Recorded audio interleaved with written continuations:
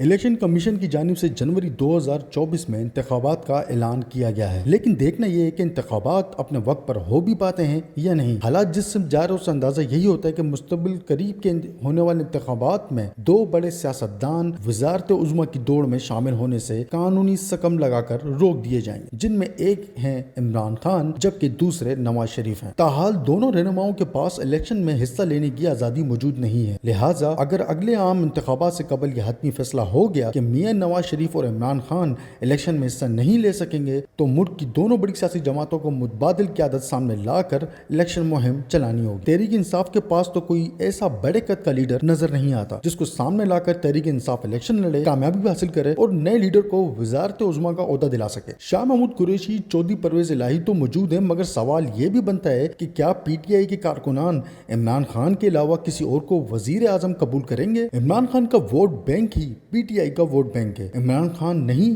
تو P T I نہیں، ان کے چاہنے والے عمران خان کو ہی وزیر اعظم دیکھنا چاہتے ہیں۔ اگر پی ٹی آئی الیکشن میں عمران خان کے بغیر جاتی ہے تو اس بات کا واضح امکان ہے کہ پی ٹی آئی کے کارکنان اپنے طور پر انتخابات کا بائیکاٹ کر دیں۔ دوسری طرف مسلم لیگ نون کے پاس شہباز شریف اور مریم نواز کی شکل میں لیڈرز موجود ہیں جنہیں نواز شریف کی حمایت حاصل ہوگی، مگر یہاں بھی ایک مسئلہ درپیش ہے کہ مسلم لیگ نون میں شہباز شریف اور مریم نواز کے معاملے پر واضح تقسیم ہے۔ اسٹیبلشمنٹ کے قریب سمجھے جانے والے لیگی رہنما مریم نواز کو اس بڑے عہدے پر دیکھنا نہیں چاہتے۔ ادھر مریم نواز کی حمایت کرنے والے سمجھتے ہیں کہ مریم نواز پچھلے 10 سال میں اپنی قیادت اور جاندار تقریروں، جیل برداشت کرنے کے بعد ایک قومی لیڈر بن چکی ہیں اور اپنی ولولہ انگیز قیادت کے سبب اکیلے ہی جلسوں میں ہزاروں کا مجمع جمع کر لیتی ہیں۔ وہ یہ بھی سمجھتے ہیں کہ شہباز شریف کا اسٹیبلشمنٹ کی جانب جھکاؤ بہت زیادہ ہے، انہوں نے نواز شریف کا کیس پرزور طریقے سے نہیں لڑا، اپنی وزارت عظمیٰ کے دوران بھی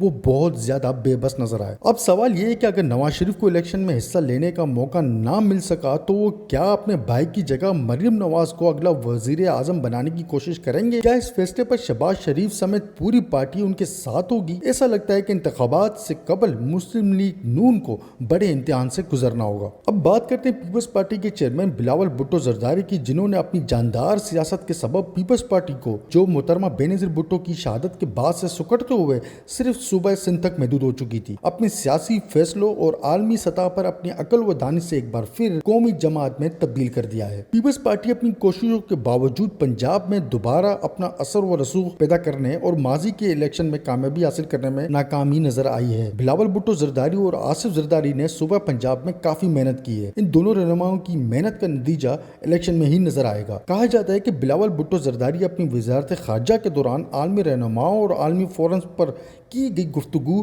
اور میل ملاپ سے ایک اچھا تاثر چھوڑنے میں کامیاب رہے ہیں۔ اب اس کا اثر الیکشن میں کیسے نظر آتا ہے، اس کے لیے ہمیں انتظار کرنا ہوگا۔ بلاول بھٹو زرداری کو سندھ میں مشکلات کا سامنا کرنا پڑ سکتا ہے کیونکہ سندھ کی عوام پارٹی سے بہت زیادہ ناراض نظر آتی ہے، جس کا جی ڈی اے اور ایم کیو ایم بھرپور فائدہ اٹھانے کی کوشش کریں گی۔ ان کی پوری الیکشن مہم پیپلز پارٹی کے خلاف ہی ہوگی۔ سندھ کی دوسری بڑی جماعت ایم کیو ایم کو قیادت کے سخت بحران کا سامنا ہے۔ ایم کیو ایم کی کراچی جیسے شہر میں جڑیں کھوکھلی ہو چکی ہیں، خالد مقبول صدیقی جماعت کو نہیں چلا پا رہے، ایسے میں مصطفیٰ کمال کا ایم کیو ایم میں واپس آنا ضرور پارٹی کو فائدہ دے گا۔ ایسی بھی خبریں ہیں کہ شاید الیکشن سے قبل مصطفیٰ کمال ہی ایم کیو ایم کی قیادت کرتے نظر آئیں۔ امکان ہے کہ اگلے الیکشن میں مسلم لیگ نون اور پیپلز پارٹی خیبر پختونخوا کی اسمبلی میں نمائندگی کرتے نظر آئیں، مگر اکثریتی جماعت پی ٹی آئی ہی نظر آتی ہے۔ بلوچستان کی سیاست تو ہر بدلتے دن کے ساتھ نیا رخ اختیار کرتی ہے۔ اب سوال یہ پیدا ہوتا ہے کہ کیا عمران خان اور نواز شریف الیکشن لڑ سکیں گے؟ کیا وفاق میں مخلوط حکومت بنے گی؟ اس جیسے کئی سوالوں کے جواب کے لیے ہمیں الیکشن